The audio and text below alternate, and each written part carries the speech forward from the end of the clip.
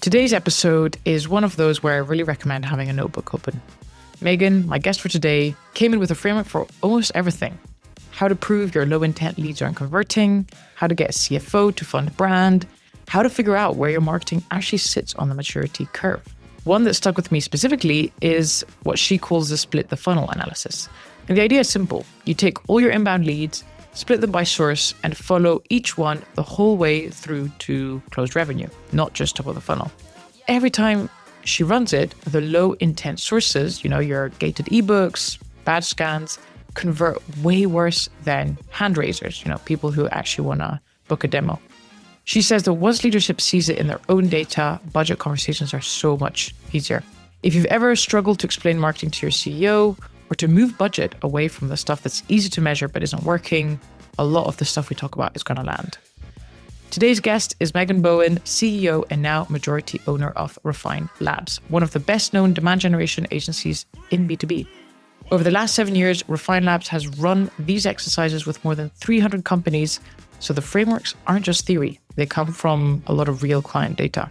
Before Refine Labs, Megan spent 2 decades building go-to-market teams, including roles at Managed by Q, Grubhub, and as VP of Customer Success at Platters. In this episode, we talk about how to make the case for brand spend to a CFO using metrics like share of search and contribution margin. One insight from the clients she's worked with in the FinTech space and how that's kind of changed their sales process, where she thinks AI belongs in marketing, and why using it for strategy could cause issues. Let's hear from Megan. You're listening to the FinTech Marketing Lab podcast. I'm Araminta from Mint Studios, a content marketing agency specialized in the FinTech space. And this podcast is where we experiment, explore, and break down how FinTech marketing actually works in practice. Each episode, I talk with top FinTech marketers about what they're testing, what they're learning, and how they're pushing the boundaries of brand, strategy, and team building. With that, let's get into today's episode. Okay, so what I'd really love to dive into in this episode is in the talks that you do and also on the Refine Labs website, you've got a lot of frameworks and a lot of mental models, and I love those. I always think they're a really good way of explaining marketing to leadership or even just framing things so people can understand them more quickly. And so there's a bunch that I'd like to go through in this episode, but I think I'd love to start with the funnel model because I think this is the one that we're all kind of most familiar with. Your typical top, middle, bottom of the funnel is one that we talk a lot as well. And you have something that you call split the funnel analysis, which I think is really interesting that you do when you start working with new clients. So I say, let's start with that. And then we can talk about a few others and FinTech and all that. But yeah, tell us a bit more about the split the funnel analysis and how you use that in your work. Yeah, absolutely. Great place to start. So if we take a quick step back to just add some context to the split the funnel analysis, we really believe that overall in marketing, there are things that are very easy to measure and there are things that are very hard to measure. And that over the last several years, and we've been talking about this for a long time, that very often people will index into things that are easy to measure without looking at the full picture in terms of total impact to your inbound pipeline. And so ultimately, the way we work with our clients, we execute a variety of strategies, again, some which are easy to measure, some which are not. But ultimately, we then look at the total inbound funnel and we look at that growth over time. What we found in working with clients over the last 7 years, that often it can be really challenging for the marketing teams that we work with to get the requisite buy-in from their leadership team, their CEO, their CRO, their board, whomever it may be, in order to make some shifts in terms of how to deploy their marketing investments, because they are so entrenched in whether it's last touch attribution or an outdated MQL measurement. And so the reason that we developed and we use the split the funnel analysis is because it allows us to essentially create a business case to start thinking about reallocating marketing investment overall. And so what we end up doing is split the funnel is really saying, let's look at all of your inbound marketing sourced leads that come in, and let's look at them by pipeline source. And let's actually do a full funnel analysis by source to understand not only top of funnel lead volume, but how that actually flows through to actual opportunities and pipeline created and closed won revenue. And essentially what happens every time we do this analysis is that what we call, when we say split the funnel, what the split is looking at the difference between low intent and high intent lead sources.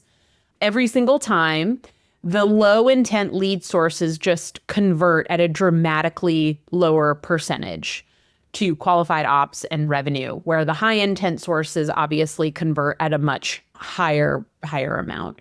And so when we take our customers' data and we do this analysis and then we present this back to them, it essentially becomes the business case for them to start to make this very important shift. And instead of optimizing for top of funnel volume, understanding that optimizing for qualified pipeline and revenue is most important. And as we're telling that story, we're pointing out how there are things that cannot be easily measured. There are also other measurement approaches we can bring in and begin to add and eventually replace what they're currently measuring today and start to essentially reset their marketing investment mix and strategy. So it is a tool and a vehicle to help people make that mindset shift that's really required to be effective today. And so that's why we've developed it. And we do it with every single client in onboarding. We do it with one-off projects for clients. We have all of the materials so people can do it themselves available in the vault. It's sort of foundational to really getting that buy-in for that mental shift that's needed. Yeah, no, I love that. What are some examples of low intent and high intent? Like, would you say a high intent is obviously fill in a contact form, whereas low intent is maybe download a ebook, something like that? Is that an example of the two? Yeah, exactly. So low intent leads are gated content downloads, maybe badge scans at events. I think webinar signups. High intent is very much anchored in what we like to call a hand raiser. Like I'm saying, I'm ready to talk to your salesperson. I want to potentially buy your thing. And it's not to say that we've been very dogmatic in the past about gated content or certain things like this. It's not to say that there aren't actual good use cases for some of these motions. There are, especially, for example, for really robust research or unique or first-party data proprietary content. Like there absolutely can be a use case. But just because someone gives you their email address to get a piece of content doesn't mean you should be hammering them to get on a sales call. And also you should just be looking at that lead in a very different way than a hand raiser, right? So it's not that we're just completely eliminating any of these things that produce low intent leads. It's just recognizing that they're at a different place within their buyer journey. And when we look at where we want to put our investments, we want to be making sure that we're allocating the appropriate amount of dollars to start to increase the high intent inbounds and begin to just shift how much investment is driven to low intent. And then what we're actually doing with those leads or people. And it should be a different motion than how we're immediately getting a meeting and a sales process kicked off with a hand raiser. So it's not about like just blanket elimination. It's just really understanding it. And the split the funnel analysis, essentially, it is often very illuminating. What's interesting is usually the marketing teams we're working with, they already know this, but they've been struggling to get the rest of the stakeholders on board. And it becomes illuminating to those stakeholders that are just not close enough to the details and are focused on other things usually. So that's where it becomes valuable in making a case for budget allocation differences, strategy adjustments, and also the evolution of how they're actually measuring the success of marketing itself. And so in practice, what do you find happens after they realize this? So for example, would you say maybe before 40% of the budget was going towards ebooks, they see this and then suddenly they're like, actually more high intent is, I don't know, SEO, for example. And then they decide to decrease that to 10% and increase SEO, for example, or Google Ads, for example, to 40%. Is that what typically happens after that? Yeah. So there's typically a balance of a budget rebalancing. Part of the split the funnel analysis and the conclusion is us providing a recommendation based on the data that we're seeing. It's very common for companies to be overly focused on what we call demand capture, which is essentially who's in market today. And usually they're under investing in brand awareness and also typically not even touching like expansion or customer marketing. So it's usually a rebalancing of, hey, here's an appropriate amount of your budget to spend on demand and demand capture, because this is essentially the small percent of your total addressable market that's in market to buy. This is an appropriate level of investment to capture that demand. The most important long-term growth strategy, though, is that you are building brand awareness, and typically that's underinvested in. We'll validate, point that out, and then recommend a certain percentage of the budget be allocated to those types of activities. And then more recently, we've been talking a lot more about this brand demand expand framework, and especially with all of the different changes that are just happening in the market with AI, really ensuring that marketing has a stake in customer marketing, lifecycle marketing, expansion and retention of current customers. We really believe it's an untapped opportunity. And so thinking about that layer as well and reallocating some budget for those types of programs. And so in a successful split the funnel analysis, we identify what's working really well and what a properly funded demand engine is. And then we provide a recommendation for how to round out the total go-to-market strategy with brand and expand allocation and program recommendations.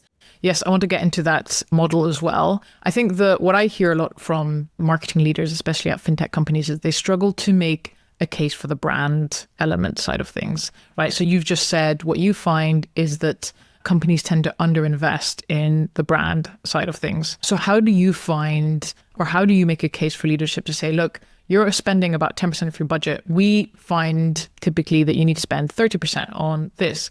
How do you find that, first of all, that they believe you and that they then say, how do you convince them to be like, okay, yeah, that makes sense, even though they're not going to be able to track that and be able to attribute that maybe to closed customers? Yeah, absolutely. So I think two things. We've done this with over 300 companies over the last almost 7 years now. And so what we are able to point to is essentially benchmarks and track records in terms of hundreds of companies that have made this shift and the impact that it's had. Almost all of those companies, we've been able to drive a 50% increase in qualified pipeline with the strategy adjustment that we just discussed. And the budget splits, there are some rough figures we can use, but it is company dependent. And so we share the benchmarks, but because we've really dug into that particular company's data, we also make sure that we're tailoring those benchmarks to the reality of the company that we're working with. And then the other piece of it is there are ways to measure brand awareness and these other programs. They're just different from what people are typically using for marketing measurement. So for example, part of this is introducing new ways to measure marketing and get people on board with that. One great metric to use for brand awareness is share of search and the change in share of search over time relative to your competitive set that you're up against. We also like to look at it from a financial lens, which typically CFOs really like. Let's look at your total marketing investment and the total impact of marketing to new customer acquisition. And let's understand what the ROI is or the contribution margin is. And so there's a lot of different ways that you can measure marketing outside of in-platform metrics and or just inbound funnel metrics. And as we know, brand awareness, for example, will also show up in faster sales cycles and higher ACEs and a growth on outbound as well. Similar for expansion, like that will show up typically in NRR or cross-sell and upsell targets. And so broadening the aperture of how successful marketing is measured is crucial for this. And obviously there are some things that, can't be measured. We've talked a lot in our history around self-reported attribution and other things we can do to collect those data points. So all of that is on the table. At the end of the day, if the business needs to be getting a return on their marketing investment in terms of new customers acquired. And if those metrics are not improving, something is wrong, either with the marketing, either with the product, either with the sales, or either with the customer success or account management component of it. And so that's how we try to shift the conversation. And it's less about waving our hands of like, oh, it can't be measured. It's like, no, there are just different ways we can look at this to validate if what we're doing is working or not. And that's what we try to do with our customers.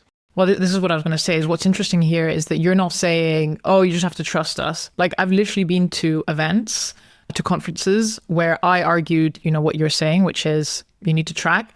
And then the person after me would be saying, it's common sense. You don't have to make, and this particular company was a SaaS company selling to marketers, which is a lot easier than in our industry, specifically FinTech, where you're selling to CFOs usually and CEOs that are quite technical minded. So I like what you're saying, which is not just like, oh, just trust your gut or believe in us or whatever. And instead it's like, actually, you just need to track more, but track the right stuff.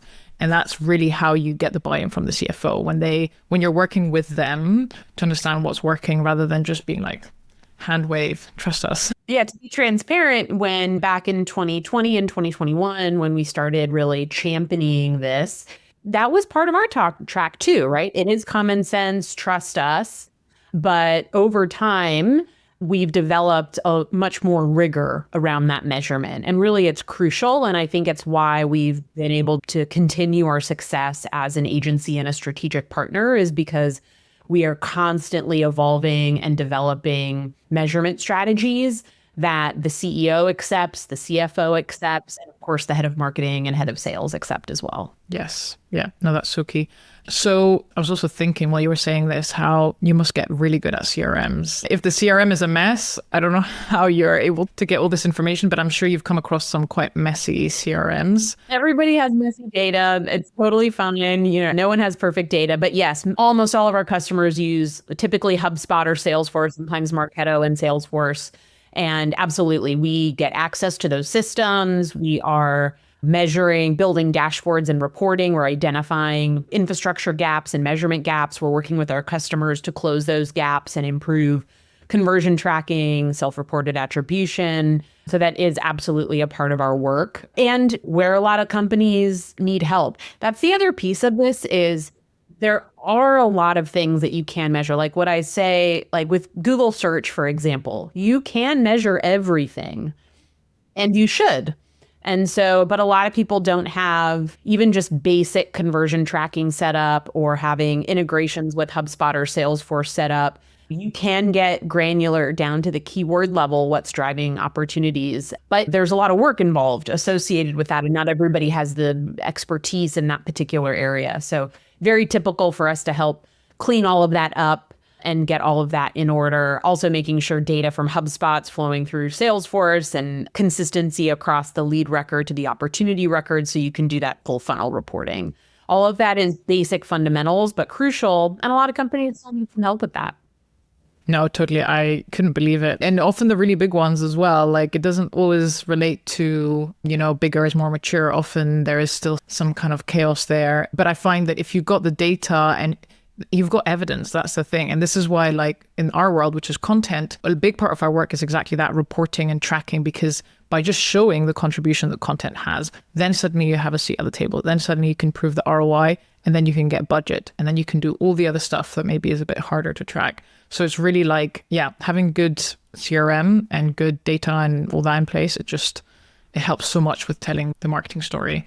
But I wanted to talk about the maturity model before we talk about FinTech specifically. So I find it really interesting because I think it's a really good way. I'm sure anyone listening will be like, oh, I feel like we're in that bucket. So tell us a bit about the maturity model and then what you find typically in your own experience when talking to companies, where they're at. What are the mistakes that they often think, where they think they're at in one stage, but actually maybe they're at another? Yeah, so we recently developed the marketing maturity model. And one of my biggest observations that I've noticed over the last 18 months as we are solidly in and entering and now in the AI era is that there's a lot of noise out there in terms of how marketers need to be thinking about defining their strategy.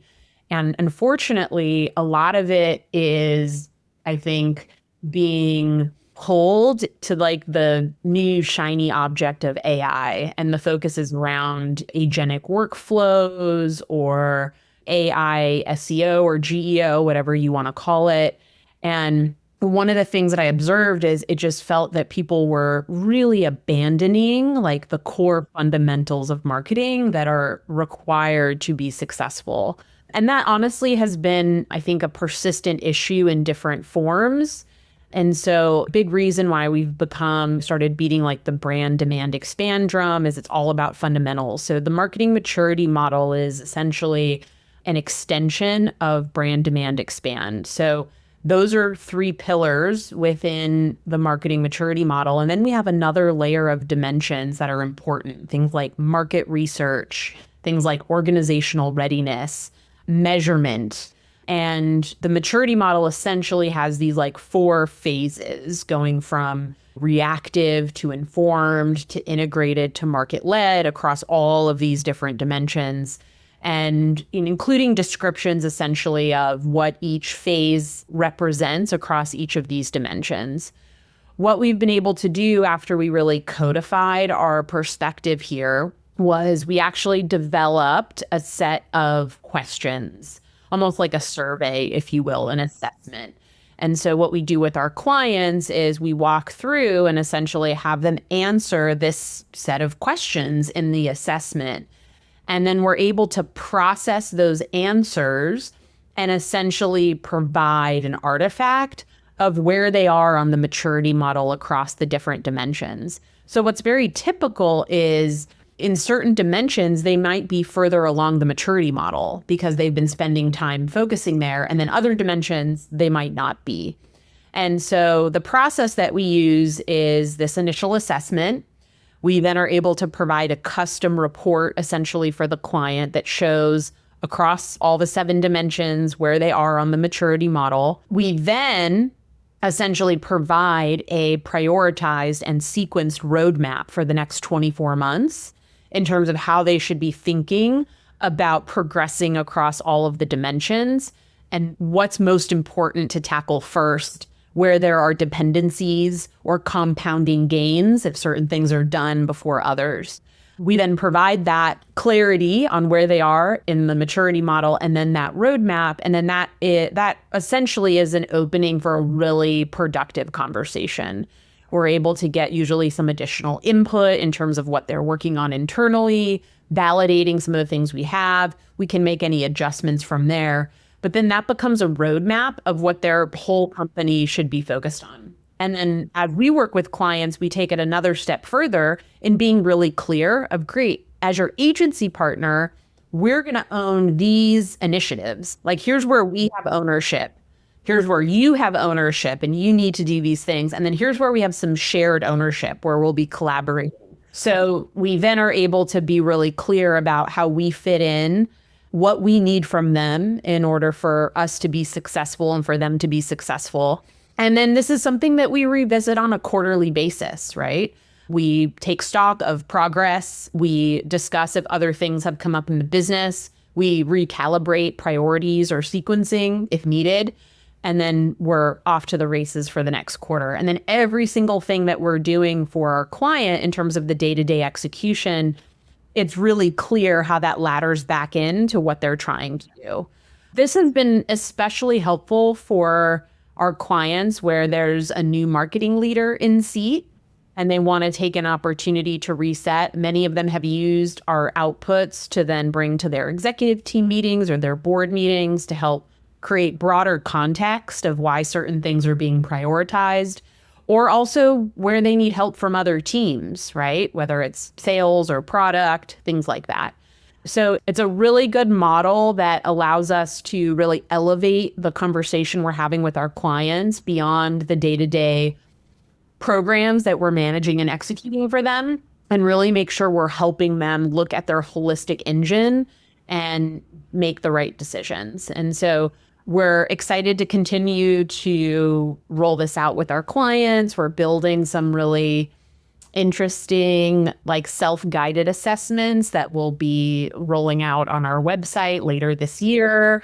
And so all of that is in the works. It's a big focus right now. And I think My belief is by anchoring in fundamentals and helping our clients get those right, along with figuring out the right ways that AI workflows should be integrated, that balance is really crucial, as opposed to a lot of the things that I see out there that's just obsessed with building agents or this and that. And sometimes I feel like people can lose the plot. And so the motivation is to help customers remember what's most important and be focusing on the right things for their company to be successful. Yeah, no, I love that. And also obviously communicating that to leadership, right? And having a proper framework that you can show to leadership and showing how you're progressing. I think that's like what I see a lot of CMOs need. I'd be interested, like across if we talk about fintech or financial services specifically, across the different assessments that you've done, are there any patterns that you've seen? Do you find that in fintech, maybe most of them are at that typically reactive stage, or they're more at they're struggling to align it to revenue? Because when I think, obviously, in the fintech, especially B2B space, sales cycles are very long, buying cycles are very complicated, the stakes are very high. Like buying a payment provider isn't the same as opening a social media account. So these are the kind of unique things about that industry. Do you find that when you're working with them, or from a marketing perspective, are there any things that are a little bit different there, or that you've noticed maybe marketing leaders at those organizations need to think more about? What has been your experience there? Yeah, we have a couple of fintech clients specifically that we've done this on. What was an interesting commonality between both of them actually was they had not really ever put effort towards true market research and customer insights. And so actually for both of these clients, one key output from the exercise was actually prioritizing and investing in market research. And what we found, what was really interesting, especially with like a CFO buyer or a finance buyer, that there was one thing that came out of the research that was not something that had been on the company's radar. And it was that many CFOs are truly convinced about a product purchase when they're able to actually see some proof of concept that addresses any concern or skepticism that they may have. And having them speak with someone who they perceive as a credible finance expert in the sales process is crucial for them not to be turned off or feel that they're being sold to. And so as a result of this research, there were a couple of adjustments that they made in their sales process that included bringing in a subject matter expert in finance and integrating a proof of concept step in the sales process to build that confidence and credibility with their buyer. And thinking about how we are messaging that from a marketing perspective, both on the website and in our programs, so that they understand that we get where they are and what their preferences or requirements are to make a purchase. And we saw meaningful improvement both on the marketing and sales side of things with that change. And so sometimes it's one or two things that you get these really crucial insights. You make a change, but again, you're meeting your buyer where they're at. And I'm sure there are other types of buyers where, proof of concept or a subject matter expert within a sales process is important. But what we found was it was so important and essentially a deciding factor for a lot of these types of buyers. And so often I think it's easy to get caught up in how good your product is and just communicating the value of the product without understanding how people actually want to buy something or make a purchasing decision. And so that was a really interesting takeaway from some of our fintech clients specifically that I thought was worth sharing. Yeah. And it sounds like the tweak there is less on there was tweaks on the marketing side, but a big impact was a tweak on the sales side. So is that something that you look at as well? You're looking at the sales, like those sales conversations, because sales and marketing are essentially a sales call. I love the saying, the sale is the sample, right? So in a way, that sales conversation is marketing in that how you behave and how you talk is already going to influence whether that person buys from you. So is that something that you also look at, and do you find that's super important in the marketing framework as well? Absolutely. And even with the expand, even if after they're a customer, how can we upsell them? Yeah. So it's looking at it as a whole system and not just through only the marketing just one. lead gen or whatever. Yeah, exactly. We've been talking about AI a little bit. You mentioned before on another podcast, I think, that a lot of people are slapping on AI enabled of what we've done already and just using it for sales outreach. I have seen this a lot. And these like LinkedIn gurus or whatever that are like, steal my system, and it's just spam.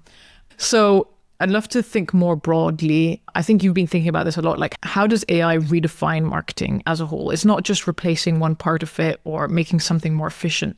It's really requiring completely a change of mindset. So I'd love to hear your thoughts on that. Like, how do you think marketing will look like when AI is properly implemented? How will it even affect how B2B markets work? Like how a buyer makes a purchasing decision? What are your thoughts on that?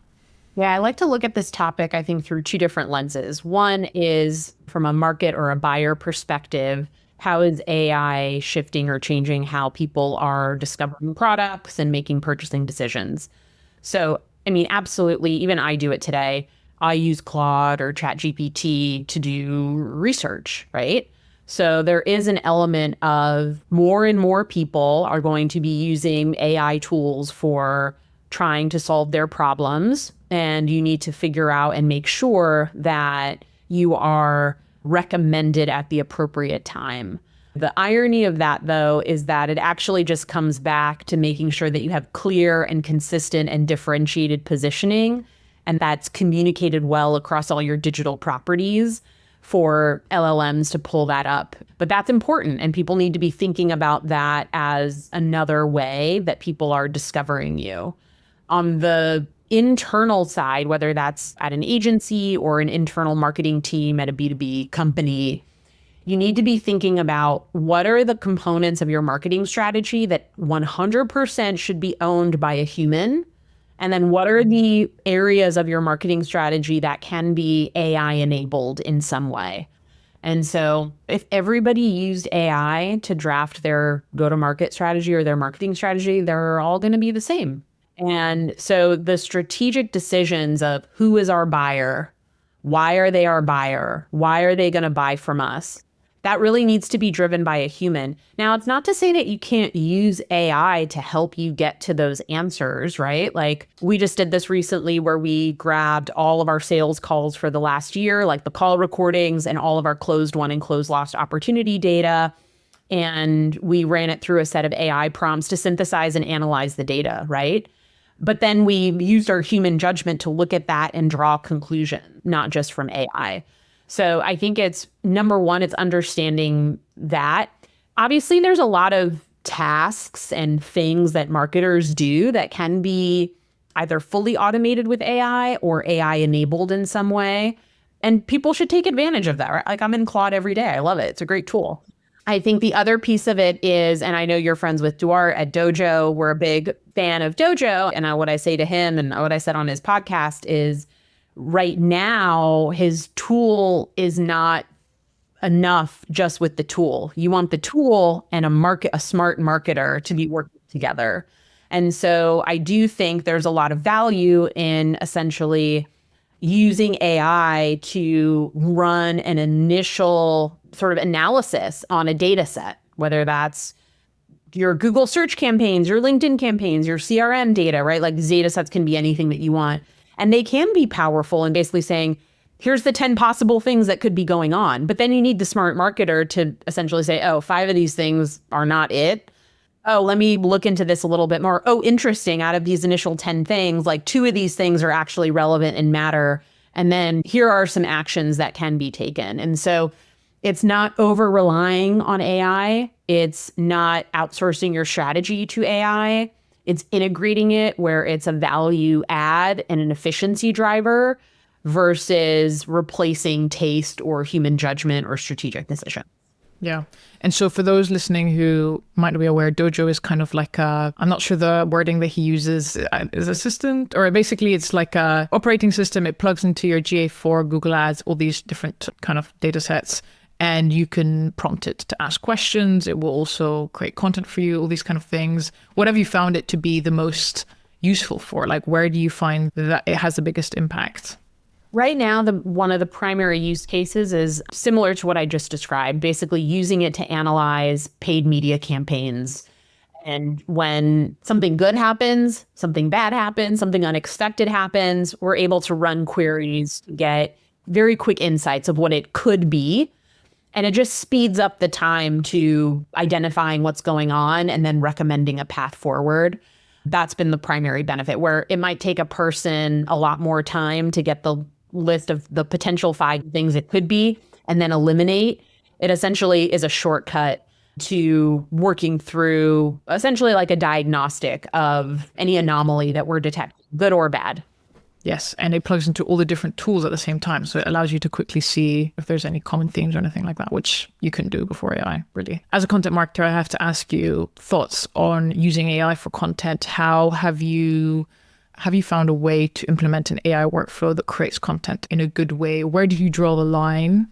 Do you feel like there is a use case for just fully AI generated content? And by content, I don't just mean long form articles. It could be anything, right? Videos and graphics and stuff. So what are your thoughts on those two?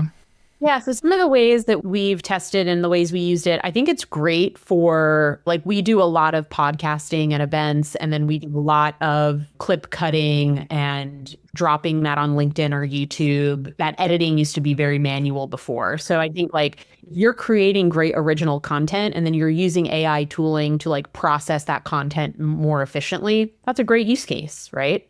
I started using ChatGPT probably a year ago and started like, okay, maybe ChatGPT can write my LinkedIn post, right? Like, let's kind of figure this out. And you kind of train it, you add in a bunch of your previous posts and your preferences. But what I found is, like, I don't love that. Like, I think when you're outsourcing a lot of that. Now, what I will say is, I think there is a middle ground. Like, if you bring some original thoughts to the table and you use it essentially as like an editing or a writing partner, and then you are going through and modifying and editing an AI output to really reflect your proper tone and what you're trying to communicate, I think that's good. Like, you're essentially using it as like an editor or a writing partner. What I don't love, and I think with, like, everyone sees this on LinkedIn today, is just like copy paste from ChatGPT or Claude or otherwise. And it's just very obvious. And so with a lot of the content that I'm like often on LinkedIn, but when I do try to really have it be driven by me. And if I use AI, it's more of an editing or a writing partner versus outsourcing that. So I think that's the key, is how are you not outsourcing your thoughts, and how are you using it just to be more efficient with whatever your content production strategy is.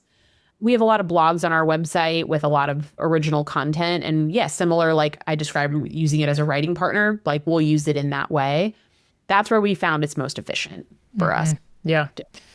Yeah, there's just so many workflows. I was listening to a podcast yesterday where this lady has like multiple agents that impersonate different like experts. So one will be a Hitchcock, one will be, I don't know, think of all your famous writers, and she'll have her article be analyzed by these different kind of like amazing writers, and then it gives her feedback. So there's just so many interesting workflows and ways that you can implement AI. And sometimes I listen to this and I'm like, oh my God, there's so much to try.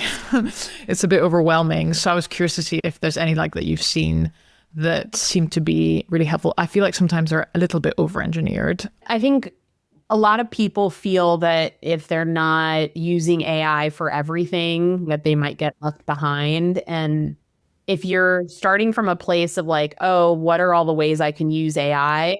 I just, let's say, reframe it and say, what are the most important things that I need to do?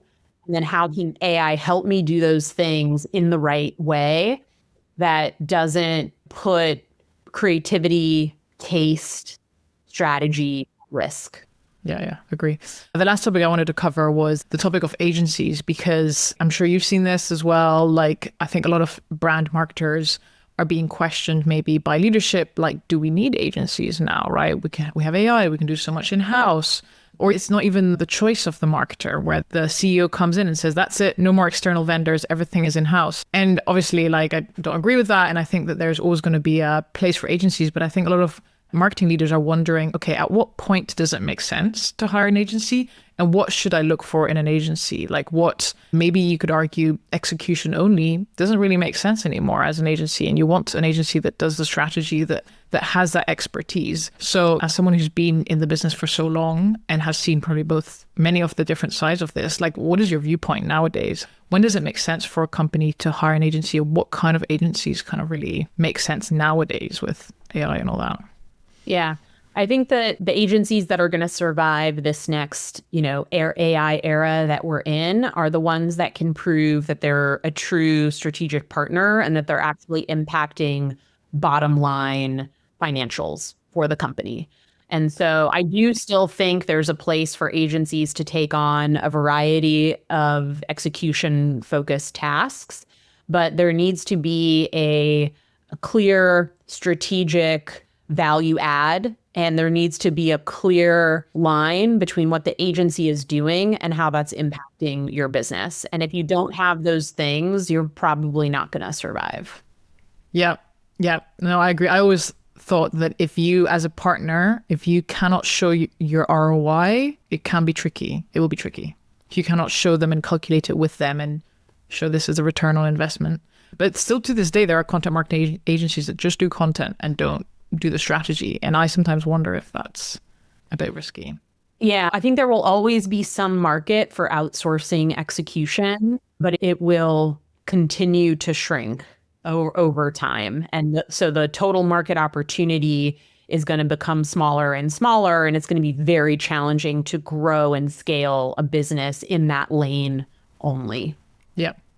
And so if you're talking to a marketing leader now that's listening to this, and they're evaluating agencies, like what would you tell them they should look for in this age of AI and strategy and all this?